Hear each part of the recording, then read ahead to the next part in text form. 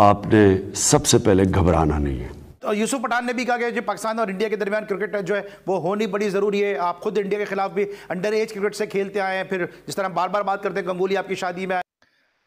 पाकिस्तान में गुज़िश्ता एक साल के दौरान माशी यानी फाइनेंशियल क्राइसिस बदतर होते जा रहे हैं और मुझे ये बताइए कि आपको लगता है कि अमेरिका पाकिस्तान की कोई मदद करेगा टीटीपी को कंट्रोल करने में, जिसमें कि ज़ाहिर है फंड्स भी आ जाते हैं और साथ साथ ड्रोन्स वगैरह की भी बात सुनने में आ रही है, क्योंकि पाकिस्तान की फोर्सेस जो हैं वो कुछ ये भी कहा जा रहा है कि कुछ इस किस्म के भी ऑपरेशंस लॉन्च करेंगे जिससे कि टीटीपी के ऊपर अटैक करें, ना सिर्फ ये कि पाकिस्तान के अंदर बल्कि अफगानिस्तान के अंदर भी। ना कि आपने कहावत सुनी होगी कि जैसी अवाम वैसे हुक्मरान। तो जब तक हम लोग खुद को सही नहीं करेंगे ना, तब तक हमारे हुक्मरान सही नहीं हो सकते। तो यूसुफ पठान ने भी कहा कि जो पाकिस्तान और इंडिया के दरमियान क्रिकेट जो है वो होनी बड़ी ज़रूरी है। आप खुद इंडिया के खिलाफ भी अंडर एज क्रिकेट से खेलते आए हैं, फिर जिस तरह बार बार बात करते हैं गंगूली आपकी शादी में आए, लक्ष्मण के साथ आपकी बड़ी मुलाकातें रही हैं, इंडियन क्रिकेटर्स के साथ आपका बड़ा अच्छा जो है वो मेल जोल रहा है। तो क्या आप समझते हैं कि क्या ये बर्फ पिघलने वाली है, ये पिघल सकती है, ये कुछ उम्मीद भी है इसकी? फिलहाल तो कोई उम्मीद नहीं है। अगर स्ट्रेट फॉरवर्ड अगर मेरे से आप पूछते हैं, फिलहाल तो कोई उम्मीद नहीं है। जब आप एशिया कप उनको राजी नहीं कर सकते अपने मुल्क में कराने के, तो बायलैटरल सीरीज कहां से खेली जाएंगी? तो अभी इसमें कोई बर्फ पिघलने वाली बात कोई नहीं है। स्ट्रेट फॉरवर्ड इस चीज का सीधा सा जवाब है, पॉलिटिकल जब इंटरफेरेंस होगी, जब आपस में मिलकर दोनों मुल्क आपस में बेहतर होंगे, ताल्लुकात बेहतर होंगे, क्रिकेट इटसेल्फ वो खुद ब खुद ही दोबारा शुरू हो जाएगी।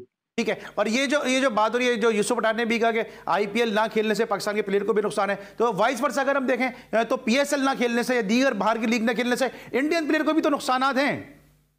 बिल्कुल अली भाई, आपने सही कहा। और इसका जो वाजिफ जो सबूत है वो आपको ये आईसीसी इवेंट्स में नजर आ जाता है। जब इनको इंडिया से बाहर जाके दूसरी टीमों के खिलाफ, दूसरे प्लेयरों के खिलाफ खेलना पड़ता है, तो वहां पे वो नजर आ जाती है उनकी परफॉर्मेंस। तो ऑब्वियसली मगर वो देखें, उनकी ये पॉलिसी है कि वो अपने प्लेयरों को इतनी भारी रकम या कीमत तो देते हैं उनको कि उनको कहीं और जाके खेलने की जरूरत नहीं पड़ती। और वो देखिए एक तरह से ये बेहतर भी है। हमारे प्लेयर बेचारे जब वो फारिग होते हैं तो कोई कभी बांग्लादेश लीग, कभी कौन सी लीग में जाके खेल रहे होते हैं, सिर्फ पैसों के लिए खेल रहे होते हैं। तो मैं समझता हूं कि अगर फिर उनकी इंजरी से, जो जिस शादाब की इंजरी भी हो गई है, वहां पे बाकी प्लेयरों की भी इंजरी, लीग में जाके जो आपके मेन प्लेयर है, तो मैं समझता हूँ ये वहां पे पाकिस्तान को जाके थोड़ा बहुत नुकसान भी होता है।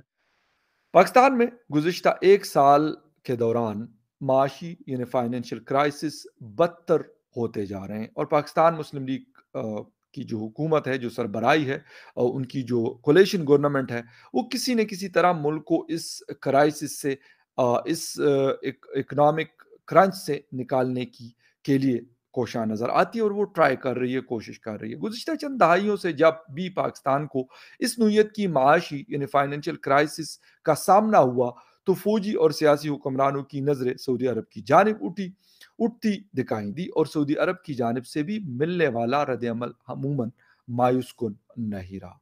इस मरतबा भी सऊदी वली अहद और वज़ीर-ए-आज़म मोहम्मद बिन सलमान ने पाकिस्तानी फ़ौज के जनरल आसिम मुनीर से रवा हफ्ते होने वाली मुलाकात के फ़ौरन बाद अपने मालियाती इदारों को हुक्म दिया है कि वो पाकिस्तान में सरमायाकारी और कर्ज़ों को बढ़ाने का जायज़ा लें।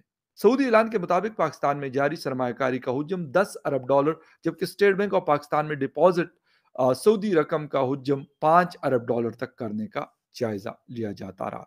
सऊदी अरब का शुमार दुनिया के अमीर तरीन ममालिक में होता है, लेकिन सवाल ये है कि वो एक गरीब और मुसीबत ज़दा मुल्क यानी पाकिस्तान की मदद के लिए बार बार क्यों आगे आता है? बताइए कि आपको लगता है कि अमेरिका पाकिस्तान की कोई मदद करेगा टीटीपी को कंट्रोल करने में, जिसमें कि ज़ाहिर है फंड्स भी आ जाते हैं और साथ साथ ड्रोन्स वगैरह की भी बात सुनने में आ रही है, क्योंकि पाकिस्तान की फोर्सेस जो हैं वो कुछ ये भी कहा जा रहा है कि कुछ इस किस्म के भी ऑपरेशंस लॉन्च करेंगी जिससे कि टीटीपी के ऊपर अटैक करें, ना सिर्फ ये कि पाकिस्तान के अंदर बल्कि अफगानिस्तान के अंदर भी। नहीं, ये तो आई थिंक नियर इम्पॉसिबल है कि अमेरिका फिर से अफगानिस्तान में कोई पंगा लेगा। लेकिन जहां तक दो तरह की मिलिट्री हेल्प हो सकती है, ज़्यादा तीन तरह की होती है। एक होती है जैसे आपने सिर्फ पाकिस्तान के ऑफिसर यूएस में बुलाए, उनको ट्रेनिंग दे दी कि काउंटर इंसर्जेंसी टेररिस्ट ऑपरेशन में ऐसे करते हैं, वो है ट्रेनिंग गाइडेंस जो होती है। सेकंड होती है आपने उनको आर्म्स एंड इक्विपमेंट दे दिए कि ये आपको ट्रेनिंग दे दी, साथ में आपको 4 F-16 जहाज भी दे दिए, जाओ उनको उड़ा दो। और तीसरी होती है जैसे अमेरिका ने अफगानिस्तान में करा, अपने ट्रूप्स डिप्लॉय ऑन ग्राउंड करो। तो इस केस में तीसरा तो बिल्कुल नहीं होने वाला है। पहला वो ऑलरेडी कर रहे हैं, तो बात रहेगी सिर्फ दूसरे की कि इक्विपमेंट मिलेगा कि नहीं। तो there is a very fair chance कि अमेरिका 2-4-5 बड़े ड्रोन दे दे उनको, उनके मेन प्रेडेटर हैं, ड्रोन्स हैं, वो दे दे 1-2, या आप ग्रांट तो दे ही रहे हो, वो इक्विपमेंट के मामले में दे देंगे, तो उसके तो काफी चांसेस हैं। प्लस इंटेलिजेंस एक बहुत बड़ी चीज होती है जो आर्मीज के लिए बहुत क्रिटिकल होती है। तो पाकिस्तान का जो सैटेलाइट नेटवर्क है, पाकिस्तान की जो सर्विलेंस है, तो अगर वो इंटेलिजेंस भी पाक आर्मी को देते रहेंगे तो वो बहुत बड़ी हेल्प हो जाएगी, और वो दे देंगे। वो मतलब वो रिलेशनशिप है आपका अभी भी अमेरिका के साथ कि आपको मदद मिलती रहेगी। पाकिस्तान कहाँ लैग कर रहा है, कहाँ फोकस करने की ज़्यादा ज़रूरत है? आप अगर देखें अभी फिल वक्त जो है वो सैलाब आया हुआ है, सो मेरा ख्याल है कि उनकी ज़िंदगियों को पहले भी इतनी बेहतर नहीं थी, उनको कोई परवाह नहीं थी, उनको सिर्फ अपनी जो माल डंगर जो उनका तबाह हुआ उनको सिर्फ उसकी फ़िक्र है। उससे पहले भी उनके बच्चों के पास कोई बेसिक जो फैसिलिटीज़ थी वो नहीं थी।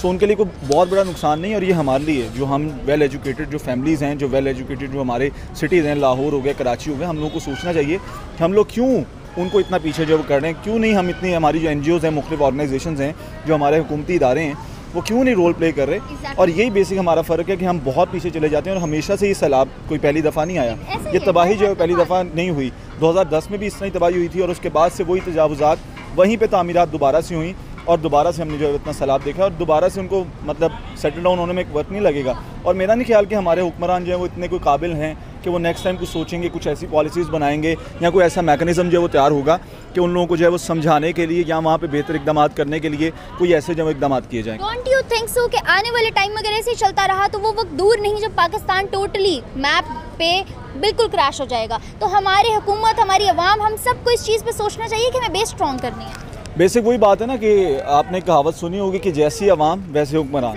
तो जब तक हम लोग खुद को सही नहीं करेंगे ना, तब तक हमारे हुक्मरान सही नहीं हो सकते। मैं किसी एक पार्टी को जो है वो सपोर्ट नहीं कर रहा, या मैं किसी को नहीं कह रहा कि ये पॉलिटिशियन सही है, जब तक हम खुद नहीं। अगर हम अपनी मिसाल देखें तो हमारी भी कोशिश होती है कि मैं भी एक मीडिया एजेंसी से हूँ, मैं नाम नहीं लूँगा, लेकिन हमारी भी कोशिश होती है कि जहाँ से जो है वो डंडी थोड़ी सी भी लगे तो हम लगा लें। तो हमारे हुक्मरान भी ऐसे ही हैं। तो जब तक हम खुद एज अ कौम नहीं सही होंगे, या हमें अपने राइट्स नहीं पता लगेंगे। अभी मिसाल है, हमें राइट्स नहीं पता, आपको नहीं पता कि आपके राइट्स जो हैं वो यहाँ पे आप घूम रहे हैं, आपके राइट्स क्या हैं। तो अगर हमें अपने राइट्स ही नहीं पता तो हमने क्या तरक्की करनी है।